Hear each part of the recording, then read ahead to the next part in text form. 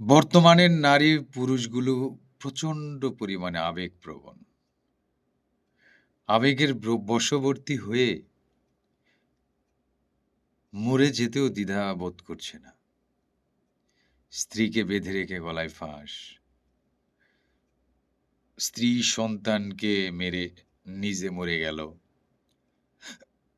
শিক্ষিকাকে মেরে নিজে গলায় ছুরি চাপাইলেন। হোটেলে খাইতে গিয়ে মাইর দিলেন কাস্টমারকে। মানে এত আবেগী হয়ে গেছে।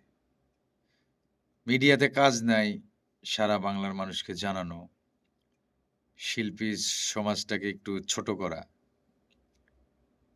এখন কথা হচ্ছে ভাই আমাদের দেশে আপনি কোনো কথা বলছেন, সেই কথার জবাবদিহিতামূলক কোনো আচরণ করতে হয় না। আপনি যে কাজ করছেন, সে কাজেরও দায়বদ্ধতা নাই কারো। যে যার মতো চলছে। ধর্ষণ, খুন, রাহাজানি, ছিনতাই, পকেটমার, সুদ, ঘুষ নিত্যনৈমিত্তিক ব্যাপার। সবচেয়ে কষ্টের কথা হচ্ছে যে আ ঘুরে ফিরেই মানুষ আইসা আঙুল তোলে মিডিয়ায়। হারাম, নাউজুবিল্লাহ, এই সে হাবিজাবি। আপনারা যেসব ছবি যে যে যে দেশগুলোকে ভালোবাসেন ইরান, আফগানিস্তান, তারপরে প্যালেস্টাইন, এই সব মুসলিম দেশগুলো চলচ্চিত্র, মিডিয়ার জন্য অনেক এগিয়ে আমাদের থেকে। ঠিক আছে ভাই?